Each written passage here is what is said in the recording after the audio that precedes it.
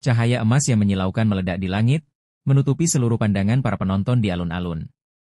Dari dalam cahaya itu, muncul ilusi surga Phoenix raksasa yang penuh kekuatan, menukik ganas ke arah Xiao Yan.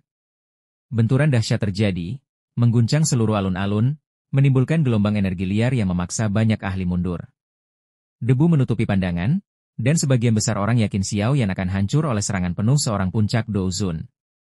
Namun, ketika debu belum sepenuhnya menghilang, cahaya emas lain melonjak keluar, menyingkap sosok Xiao Yan yang tetap utuh. Dalam sekejap, ia sudah berada tepat di depan Feng King Er.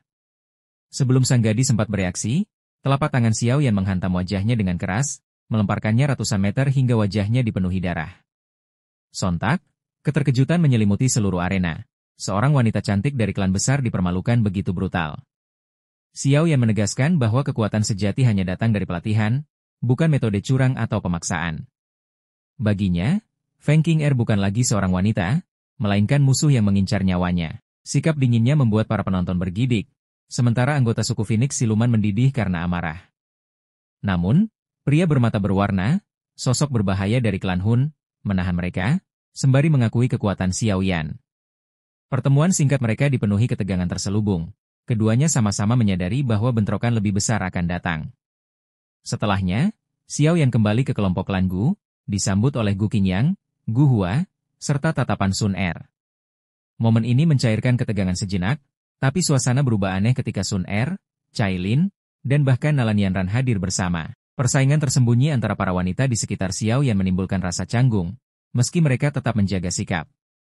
Sun Er, dengan kelembutan khasnya, tetap ramah, bahkan ketika tatapannya bertemu dengan Nalanian Ran, mengingatkan kembali pada masa lalu penuh penyesalan. Topik kemudian beralih ke tujuan mereka, pohon kuno Bodhisattva, yang terletak di kedalaman wilayah kuno Wastelan. Sun Er menjelaskan bahwa area itu dijaga oleh pasukan binatang buas yang sangat banyak dan kuat, memaksa semua faksi bersatu hanya untuk mencoba menerobos. Meskipun sudah berulang kali menyerang, tak satu pun berhasil. Situasi ini menciptakan atmosfer serius, menandakan bahwa pertempuran yang akan datang jauh lebih berbahaya daripada sekadar duel pribadi. Lebih penting lagi, Sun Er memperingatkan Xiao Yan tentang pria bermata berwarna tadi. Ia berasal dari Hall of Souls dan termasuk generasi muda klan Hun yang paling berpotensi menjadi kepala suku berikutnya. Ancaman tersembunyi dari musuh besar itu mengguncang hati Xiao Yan, menegaskan bahwa apa yang menanti mereka bukan hanya ujian kekuatan, tetapi juga benturan takdir antar generasi penerus klan besar. Xiao Yan tiba di alun-alun pertemuan besar, tempat ribuan ahli dari berbagai faksi berkumpul untuk menuju pohon kuno Bodhisattva di kedalaman wilayah kuno Wastelan. Di sana, tatapannya jatuh pada seorang pria berpakaian hitam bernama Hun Yu, tokoh berbahaya dari klan Hun. Berwajah ramah dan berpenampilan lembut, Hun Yu justru menyembunyikan kegelapan dan kebengisan dalam dirinya. Dari informasi Sun Er, terungkap bahwa Hun Yu adalah kandidat kuat kepala klan berikutnya, pemilik garis darah Divine, dan tak pernah kalah sejak lahir. Semua saingannya tersingkir di bawah kakinya. Xiao Yan segera menyadari bahwa mereka ditakdirkan sebagai musuh hidup mati. Tak lama, Hun Yu bangkit menyuarakan pidato lantang. Dengan suara tenang dan penuh wibawa, ia mengajak semua faksi membentuk aliansi sementara. Menurutnya, tak ada satu kelompok pun yang bisa menembus ombak binatang sendirian. Satu-satunya jalan adalah bergabung, menerobos bersama seperti anak panah menembus badai. Kata-kata ini disambut setuju oleh banyak pihak, terutama setelah Jiu Feng, pewaris suku Heaven Demon Phoenix dengan mata berwarna-warni dan reputasi besar, menyatakan dukungannya. Suasana pun berubah. Ratusan elit Douzun dan Douzong bersatu, meski masing-masing memiliki rencana tersembunyi. Namun, Sun Er dengan dingin mengingatkan Xiao Yan, peluang sukses bahkan kurang dari 10%. Aliansi ini lebih tampak seperti strategi Hun Yu dan Jiu Feng untuk memanfaatkan tenaga massa, sementara sisanya hanya akan menjadi umpan bagi binatang buas. Xiao Yan terkejut, menyadari betapa berbahayanya misi ini. Bahkan pasukan besar ahli puncak pun mungkin tak mampu menembus kawanan itu.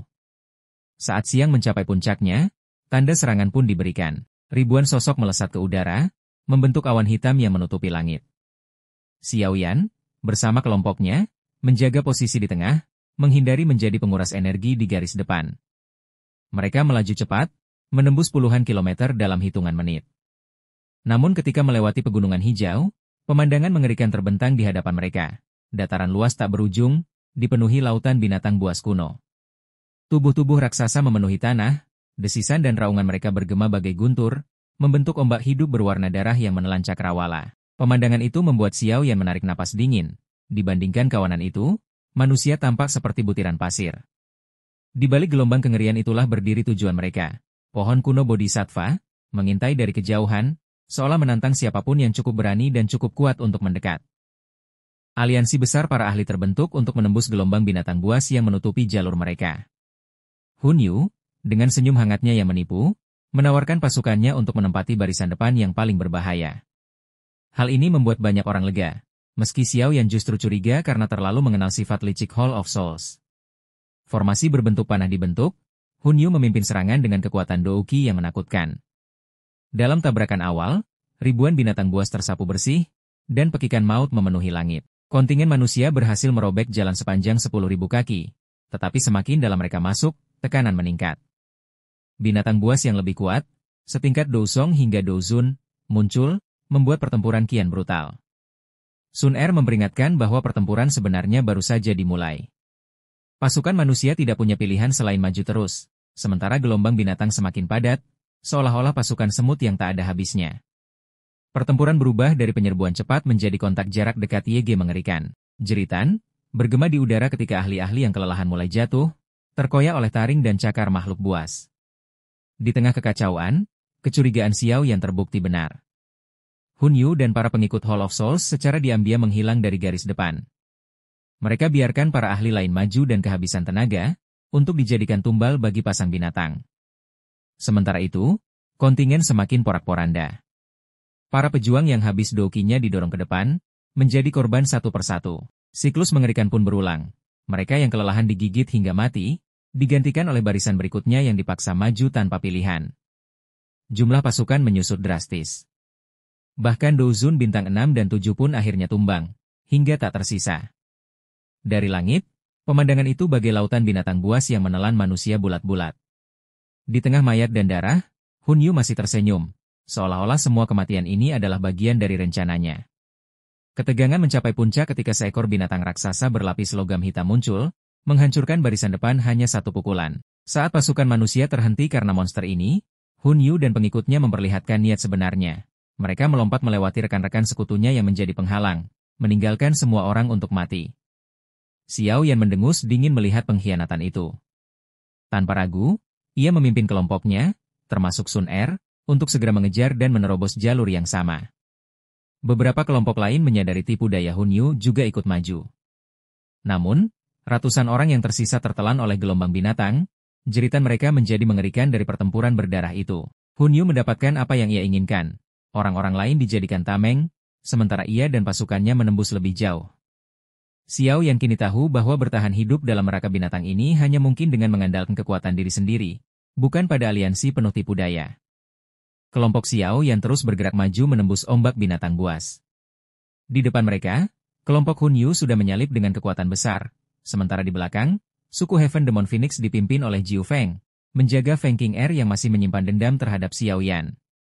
Meski demikian, Xiao Yan menilai kekuatannya tak lagi berbahaya. Situasi semakin menegangkan ketika raungan binatang kembali mengguncang langit, pertanda gelombang yang lebih ganas mendekat. Xiao Yan menyadari bahwa meskipun ada banyak elit Douzun di belakang, mereka hanya mampu bertahan sebentar. Ia segera mengambil alih posisi depan bersama Gu Qingyang, memimpin formasi segitiga untuk menahan tekanan. Serangan mereka meledak. Xiao Yan memanggil Heavenly Flame, membentuk naga api raksasa yang meratakan ratusan binatang sekaligus.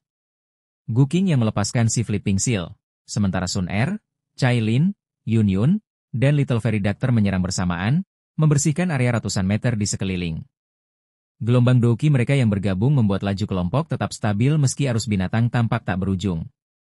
Namun, tekanan meningkat. Binatang-binatang yang lebih kuat mulai muncul, membuat Xiao Yan dan Gu Qing yang harus berkali-kali mengerahkan tenaga untuk mengalahkannya. Kelelahan perlahan menumpuk, bahkan dengan bantuan pil pemulihan. Xiao Yan mulai khawatir mereka tak akan mampu bertahan jika situasi ini berlarut. Tiba-tiba, Sun Er melihat bahwa kelompok Hun Yu sudah menghilang di depan. Hal itu hanya mungkin terjadi jika mereka sudah mencapai akhir gelombang binatang. Mendengar ini, semangat Xiao Yan bangkit kembali. Ia memerintahkan peningkatan kecepatan, dan seluruh kelompok melepaskan kekuatan terakhir mereka. Douqi membuncah, api surgawi membakar jalur, dan naga api Xiao yang meledakkan seekor binatang raksasa setinggi 1000 kaki, membuka jalan bagi mereka untuk menerobos keluar. Akhirnya, kelompok Xiao Yan menembus garis pertahanan binatang buas. Anehnya, kawanan besar itu berhenti 100 kaki jauhnya, meraung dengan mata merah menyala, tapi tak berani mendekat lebih jauh. Keheningan mendadak menyelimuti mereka, memberi kesempatan untuk bernapas lega. Saat itulah, pandangan Xiao Yan tertuju ke kejauhan. Di tengah dataran luas, sebuah pohon kuno hijau subur berdiri megah, memancarkan aura purba dan misterius. Udara di sekitarnya berkilauan, sesekali berubah menjadi berbagai bentuk. Hatinya bergetar keras ketika ia menyadari apa yang dilihatnya. Pohon itu bukan sembarang pohon, melainkan pohon kuno bodhisattva legendaris, sebuah keberadaan suci yang menjadi tujuan semua pihak dalam pertempuran ini. Kelompok Xiao Yan akhirnya tiba di hadapan pohon kuno bodhisattva, sebuah eksistensi legendaris yang hanya dikenal dari catatan kuno. Pohon itu menjulang bak pilar langit, memancarkan aura kuno sekaligus misterius. Bahkan dari kejauhan, bayangannya menutupi tanah luas, menghadirkan rasa hormat sekaligus kegelisahan. Xiao Yan dan kawan-kawan segera bergerak cepat, namun kehadiran mereka diikuti oleh kelompok lain, termasuk suku Heaven Demon Phoenix yang dipimpin Jiu Feng, serta Hun Yu yang sudah lebih dulu menunggu di depan. Ketika semua kelompok berkumpul, Hun Yu mengungkapkan catatan kelam dari klan Hun. Seorang leluhur mereka, bahkan yang mencapai tingkat Ban Sheng, pernah mendekati pohon kuno bodhisattva namun lenyap tanpa jejak. Hal itu membuat semua orang sadar bahwa bahaya sejati justru berasal dari pohon ini, bukan dari gerombolan binatang sebelumnya. Namun, meski penuh keraguan, tidak ada yang rela mundur setelah menempuh perjalanan penuh pengorbanan. Xiao Yan sendiri merasakan firasat tidak enak. Aura yang tampak murni dari pohon ternyata menyembunyikan sesuatu yang gelap, sebagaimana diperingatkan King Lin lewat kemampuan matanya. Rasa dingin samar perlahan menyusup ke tulang mereka saat semakin dekat, membuat ketegangan meningkat. Akhirnya, mereka tiba di bawah pohon raksasa itu. Dari pusat batangnya, tampak gugus cahaya menyerupai Bodhisattva Heart, memancarkan detak kehidupan yang kuat, sebuah harta yang jelas menjadi tujuan semua orang. Namun, sebelum mereka sempat mendekat, pohon kuno bodhisattva tiba-tiba bergetar. Cabang-cabangnya menjuntai, menyentuh tanah, lalu pecah terbuka. Dari dalamnya, 5 sosok tanpa ekspresi perlahan muncul. Aura mereka segera mengguncang ruang sekeliling, menekan semua orang hingga sulit bernapas. Seketika itu juga, wajah para ahli yang hadir berubah pucat, sebab tekanan ini hanya bisa berasal dari makhluk dengan kekuatan setingkat elit Ban Sheng. Kesadaran pun menyeruak di hati semua orang. Pohon kuno bodhisattva bukan sekadar pohon kuno, melainkan penjaga menakutkan yang menyimpan kekuatan setara para penguasa puncak benua. Apa yang semula dianggap sebagai kesempatan besar untuk merebut harta langka, kini berubah menjadi ujian hidup mati. Xiao Yan dan sekutunya menegangkan tubuh, sadar bahwa pertempuran mematikan tak terelakkan lagi.